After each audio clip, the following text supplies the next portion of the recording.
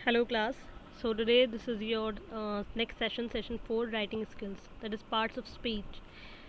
First of all, let us do the introduction. We always use sentence to express ourselves, be it in the form of writing or speaking. बेटे हम हमेशा sentences का use करते हैं अपने आप को एक्सप्रेस करने के लिए, चाहे वो राइटिंग फॉर्म में हो या फिर स्पीकिंग बोलने की फॉर्म में हो. Clearly written sentences are important because if you write ambiguous sentences it will difficult to understand the meaning of the sentences. और रिटन सेंटेंसेस जो होते हैं वो ज़्यादा इंपॉर्टेंट होते हैं, क्योंकि अगर हम ऐसे उल्टे सीधे कुछ भी सेंटेंस लिख देंगे तो उसका बेटे मतलब नहीं बनता, कोई किसी को इन मीनिंग समझ नहीं आएगा. तो अब सेंटेंस होता क्या है? A sentence is a group of word that communicate a complete thought. Sentence क्या है बेटे? एक ग्रुप ऑफ वर्ड्स होता है, कलेक्शन ऑफ वर्ड्स होता है जो हेल्प करता है आपकी एक थॉट को कम्युनिकेट करने के लिए. आप जो सोचते हैं उसको एक्सप्रेस करने के लिए सेंटेंस की आपको नीड पड़ती है. और सेंटेंस क्या है? ग्रुप ऑफ वर्ड्स है जो आपकी थॉट को कम्युनिकेट करने के लिए हेल्प करता है. A sentence always begin with capital letter. और आप लोगों ने बहुत पढ़ा होगा इस बारे में. और हमेशा और जो एंड होता है क्वेश्चन मार्क पे एंड होता है, या फुल स्टॉप पे, या फिर एक्सक्लेमेटरी मार्क पे. जैसे यहाँ पे सेंटेंस दे रखे हैं, Raju goes to the temple, full stop लगा हुआ है, दैट मीन सेंटेंस कंप्लीट हो गया है. और हमें समझ में भी आ रहा है कि Raju goes to the temple. ठीक है, अब आता है फ्रेज़. बेटे फ्रेज़ क्या होता है? A group of word which does not make complete sense. जो पूरा सेंस ना बनाए उसको फ्रेज़ कहते हैं. जैसे कि टू द टेम्पल. अब टू द टेम्पल है, पर टू द टेम्पल क्या? इन द मॉर्निंग, सुबह में. क्या सुबह में? समझ नहीं आ रहा, सेंस नहीं बन रहा इस चीज़ का, तो ये अधूरा सेंटेंस है, पर सेंस नहीं बन रहा है, तो ये आपका फ्रेज़ कहलाता है. अब आता है बेटे punctuation. See, punctuation also aim at making expressions clear. Punctuation means the right use of certain points, stop and mark, which separate one sentence from another or one part of sentence from another. अब punctuation क्या है? punctuation जैसे sentence हम use कर रहे हैं अपने आप को express करने के लिए, punctuation use होता है उस एक्सप्रेशन को और क्लियर शो करने के लिए, चाहे वो एक सेंटेंस को सेपरेट कर रहा हो फुल स्टॉप से, या क्वेश्चन मार्क से, या एक्सक्लेमेशन मार्क से, वो आपका सब पंक्चुएशन में आता है. ये भी बेटा आपने इंग्लिश ग्रामर में पढ़ा होगा. तो पंक्चुएशन मार्क्स कौन से होते हैं? कैपिटल लेटर होते हैं, क्वेश्चन मार्क होते हैं, इन्वर्टेड कॉमाज होते हैं, फुल स्टॉप होते हैं, एक्सक्लेमेशन मार्क होते हैं, कॉमा होता है और एपिस्ट्रॉफ होता है. कैपिटल लेटर कौन सा होता है बेटे? जहाँ कैपिटल लेटर का हमने रूल्स पढ़ रखे हैं. जो फर्स्ट सेंटेंस जो हर न्यू सेंटेंस हो उसका फर्स्ट वर्ड कैपिटल होगा. कोई the first letter of proper noun और proper adjective is always capital.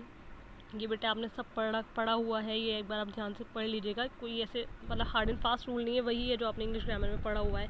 Capital letter कहाँ पे यूज़ होते हैं, कैसे यूज़ करना चाहिए, क्लियर. अब आता है फुल स्टॉप. तो बेटे फुल स्टॉप का मेन पर्पज़ क्या है? कि सेंटेंस यहाँ ख़त्म हो गया है, this is full stop. It is use to end the declarative और इम्पेरेटिव सेंटेंस, जैसे कि he has painted the door. ठीक है, तो बेटे यहाँ पे fetch a glass of water, ये यहाँ पे एक सेंटेंस खत्म हो गया है, फुल स्टॉप लग गया, दैट मीन सेंटेंस यहाँ पे क्लियर या सॉरी कंप्लीट हो गया है. Always remember the first word of sentence begin with a capital letter. Obviously बेटे हमेशा जो फर्स्ट वर्ड होगा वो कैपिटल लेटर से स्टार्ट होगा. और फुल स्टॉप बेटे एब्रीविएशन के लिए भी यूज़ होते हैं. मीन्स मैंने आपको बताया फुल स्टॉप मतलब सेंटेंस कंप्लीट है, लेकिन जैसे यहाँ पे लिखा है डॉक्टर मिसेज MLA, तो डॉक्टर के आगे फुल स्टॉप है, फुल स्टॉप नहीं है, ये एब्रीविएशन यूज़ हो रहा है. ठीक है, अब आता है क्वेश्चन मार्क. किसी भी क्वेश्चन मार्क इसलिए यूज़ होगा, कोई भी एक क्वेश्चन का एंड करने के लिए क्वेश्चन मार्क यूज़ होगा. जैसे व्हाट इज़ योर नेम, आपका नाम क्या है, तो क्वेश्चन मार्क लगेगा. ठीक है, अब आता है एक्सक्लेमेशन मार्क. बेटे एक्सक्लेमेशन मार्क वो वहाँ यूज़ होगा जहाँ पे आप स्ट्रॉन्ग या सडन फीलिंग शो कर रहे हो, जैसे वाओ या what a piece of writing it is. Exclamatory mark लगा हुआ है ना, दिस वन, ये होता है एक्सक्लेमेटरी मार्क. तो यहाँ पे जब सडन फीलिंग होगी वहाँ पे हम एक्सक्लेमेशन मार्क का यूज़ करेंगे. कॉमा यूज़ होता है बेटे जब आप दो सेंटेंसेस को एक स्मॉल पॉज लगाना हो आपको, आप सेंटेंसेस को सेपरेट कर रहे हो. The comma is use between 3 और more words of the same part of speech while the last 2 are connected by and. अगर आप 3 लोगों के बारे में बात कर रहे हो तो पहला और सेकंड तो होगा बेटे कॉमा से सेपरेट, और थर्ड वाला को किससे सेपरेट होगा? वो एंड से सेपरेट होगा. जैसे Riya, Raman and Anku went to Bombay. Clear. अब आता है बेटे एपिस्ट्रॉफ. एपिस्ट्रॉफ किस लिए यूज़ होता है? सम ओमिटेड लेटर और letters in a word. The honourable minister, don't care. अब यहाँ पे डोंट, कांट, यहाँ पे देखिए एपिस्ट्रॉफी का यूज़ हो रहा है. और या फिर जैसे हम कहते हैं कि मोहित्स वॉच, या प्लूरल्स हम अगर नंबर में यूज़ करते हैं एपिस्ट्रॉफी एस यूज़ करते हैं, आपने देखा भी होगा, तो वहाँ पे एपिस्ट्रॉफ यूज़ होता है. अब आता है inverted commas. Inverted commas use होगा बेटे एक कोटेशन को एनक्लोज करने के लिए. जो कोई कोई भी पर्सन बोल रहा है उस कोटेशन को एनक्लोज करने के लिए इन्वर्टेड कॉमास को यूज़ करते हैं। जैसे beauty is truth, truth beauty says Keats. तो beauty is truth, truth beauty ये एक वर्ड, ये एक कोटेशन कही है इन्होंने, तो इस कोटेशन को इसमें इन्वर्टेड कॉमास में हमने क्लोज कर दिया है। क्लियर। अब आता है पार्ट्स ऑफ स्पीच। बेटे पार्ट ऑफ स्पीच ये आपने पढ़ रखे होंगे ये भी, लेकिन ये आपकी क्योंकि बुक में आईटी में है तो हम ये दोबारा एक बार पढ़ रहे हैं। मैं थोड़ा डिवाइस सही कर रही हूँ क्योंकि आप लोगों ने बहुत अच्छे से पढ़ रखा होगा नो। तो मेन पार्ट्स ऑफ स्पीच बेटे एक होता है सबसे पहले आपका नाउन। नाउन इसका नाम आप बहुत पहले से पढ़ते हुए होंगे। Noun is the name of person, animal, place, object और idea. For example Rohit is a good boy, Rohit is a good boy. यहाँ पे ऐसे ही spend his childhood in London. ठीक है, तो किसी की भी पर्सन, एनिमल, प्लेस वगैरह का नाम जो होगा वो क्या होगा बेटे आपका नाउन होगा। नेक्स्ट आता है बेटे प्रोनाउन। प्रोनाउन क्या होगा, जो कि नाउन की जगह पर जो वर्ड नाउन की जगह पर जो यूज़ होता है वो आपका प्रोनाउन कहलाता है। जैसे he will be writer one day, तो ही नाउन की जगह ही यूज़ हो रहा है, तो यहाँ पे ही क्या हो गया बेटा आपका प्रोनाउन। अब वर्ब आता है। वर्ब क्या होगा, जो कि किसी भी पर्सन या ऑब्जेक्ट के थ्रू कोई एक्शन डन हो रहा है वो एक वर्ब कहलाएगा। They killed a snake, killed यहाँ पे क्या है काम हुआ है ना, एक वर्ब हो जाएगा। अब आता है एडजेक्टिव। एडजेक्टिव क्या होगा, जो कि डिस्क्राइब करेगा नाउन या प्रोनाउन को। जैसे we have bought a new house, new यहाँ पे एक एडजेक्टिव है। फिर आते बेटे एडवर्ब, जो कि वर्ब को मॉडिफाई कर देता है। ठीक है, जैसे शीतल स्पीक सॉफ्टली। अब यहाँ पे सॉफ्ट को मॉडिफाई करा है सॉफ्टली में, तो यहाँ पे वर्ब को मॉडिफाई कर दिया, तो ये बेटे आपका क्या हो गया, ये एडवर्ब हो गया है। अब आता है सपोर्टिंग पार्ट ऑफ स्पीच। बेटे होता है article, an, a, the, preposition और कंजंक्शन, इंटरजेक्शन। तो आर्टिकल्स हो गए ए, एन, द, ये आपने पढ़ा है बहुत अच्छे से। एन कहाँ पे यूज़ होगा, वोवेल्स में। ए कहाँ पे यूज़ होगा, जहाँ पे कॉन्सोनेंट साउंड आएगा। और द कहाँ पे होगा, जहाँ पे स्पेसिफिक या पर्टिकुलर नाउन का यूज़ हो रहा है। अब आता है प्रीपोजिशन। बेटे preposition is a word place before a noun और pronoun to show its relation to some other word, in on, at, of, for, फॉर, ये सब। अब आता है बेटे कंजंक्शन, जहाँ पे जो दो वर्ड्स और सेंटेंसेस को ज्वाइन करेगा वो आपका कंजंक्शन कहलाएगा, जैसे बिकॉज, और। फिर आता है बेटे इंटरजेक्शन, जो कि एक्सप्रेस सम स्ट्रॉन्ग इमोशंस और फीलिंग ऑफ द माइंड। ठीक है, सच एज जॉय और सॉरो, एकदम आपकी जो स्ट्रॉन्ग फीलिंग्स है उसको शो करेगा, जैसे वाओ, अलास, हुर्रे, ये सब आपका इंटरजेक्शन कहलाएगा। क्लियर। अब आता है बेटे सेंटेंस। सेंटेंस हमने पढ़ लिया है क्या है। अब आता है पार्ट्स ऑफ सेंटेंसेस। तो यहाँ पे दो चीज़ें हैं, सब्जेक्ट, यहाँ पे अभी पढ़ेंगे सब्जेक्ट के बारे में। तो subject is use to talk about the pronoun, noun और noun phrase that does the action of a verb.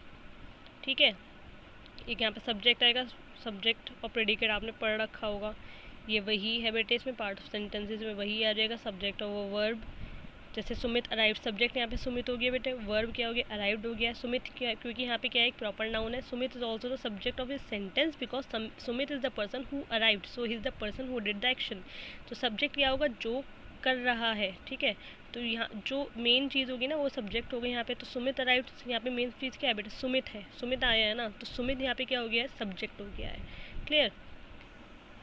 फिर नेक्स्ट बेटे ये आपके एक ऑब्जेक्ट बता रखा है इसमें। ऑब्जेक्ट इज़ द थिंग और person that receive the action. ठीक है, वो आपका ऑब्जेक्ट हो जाएगा। जैसे आई लाइक चॉकलेट्स, चॉकलेट यहाँ पे क्या हो गया, ऑब्जेक्ट हो गया है।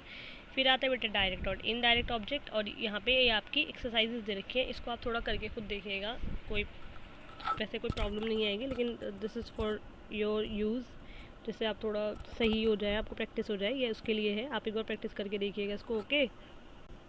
अब आते बेटे काइंड ऑफ सेंटेंसेस, ये इंपॉर्टेंट है। एक्टिव वॉइस और पैसिव वॉइस भी आपको पता है। आता काइंड ऑफ सेंटेंसेस, ये इंपॉर्टेंट है। 4 टाइप की याद रखिएगा, असर्टिव, इम्पेरेटिव, इंटरोगेटिव और exclamatory. Assertive simply tell something, जब कुछ सिंपल सेंटेंस होगा, जैसे जो डिक्लेरेटिव होता है वो आपका असर्टिव कहलाएगा, जैसे she will play chess. Imperative होता है बेटे जब आप कोई रिक्वेस्ट कर रहे हो, या कमांड दे रहे हो, या एडवाइस दे रहे हो, जैसे get out of here. Okay. Interrogative जब आप क्वेश्चन मार्क कर रहे हो, और एक्सक्लेमेटरी जब आप कोई सडन फीलिंग एक्सप्रेस कर रहे हो, तो वो आपका एक्सक्लेमेटरी कहलाएगा।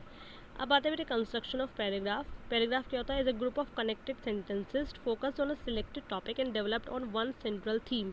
पैराग्राफ क्या है, कनेक्टेड सेंटेंसेस का ग्रुप होता है जो एक किसी सिलेक्टेड टॉपिक पे फोकस रहता है, और उसी की थीम पर पूरा सेंटेंस जो है वो डेवलप होता है, पूरे पैराग्राफ जो है डेवलप होता है। इसमें सबसे पहले आता है बेटे unity. A paragraph should deal with a single thought which is usually introduced by the lead sentences और the topic sentences. The topic sentence in a paragraph express the main idea और point of the whole paragraph. सबसे पहला that means unity. That means पूरा paragraph बेटे एक ही single thought पर based होना चाहिए, डील करना चाहिए. ऐसा नहीं है कि पैराग्राफ का आधा कुछ और है चल रहा है, आधा कुछ और चल रहा है.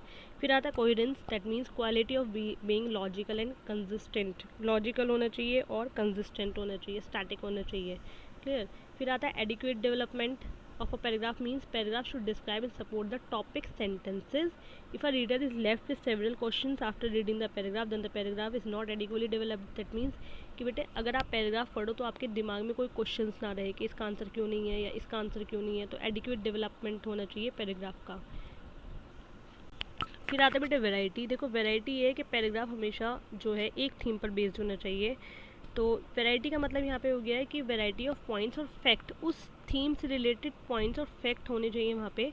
तो यहाँ पे प्रोसेस हो जाता है कि राइटिंग पैराग्राफ राइट करने का. जैसे choose a topic that you like, जो आपको पसंद है, और एक रफ पेपर पे all related to that points आप कुछ सोचिए और लिखिए. फिर उससे रेलेवेंट पॉइंट्स को पिक करिए, अरेंज करिए सीक्वेंस में, और वो एक आपका पैराग्राफ का outline as a outline act करना चाहिए. Now frame sentences around these point and decide a proper lead sentences. और जब वो सेंटेंसेज आपके बन जाए तो बेटे उससे एक सेंट्रल थीम बनाइए और close the paragraph with sentences which is very impressive and sum up what the entire paragraph conveys. बेटे इसके बाद आपकी इंग्लिश में मतलब ग्रामेटिकल पोर्शन की ही एक्सरसाइजेज हैं जो बिल्कुल मेन है. जैसे कम्युनिकेशन, आप कैसे अपना इंट्रोडक्शन वगैरह देते हैं, तो वो आपको खुद ही करना. दैट इतना कोई वो मुश्किल नहीं है, वो आप लोग बचपन से पढ़ते आ रहे हैं. दैट मीन वो बिल्कुल बेसिक है बेटे, एक्सरसाइज में ही हम कंप्लीट कर लेंगे. क्लियर. एक्सप्लेनेशन पार्ट यहीं तक था. Okay, in next class we will do the next topic और next we will start the next chapter. Thank you so much.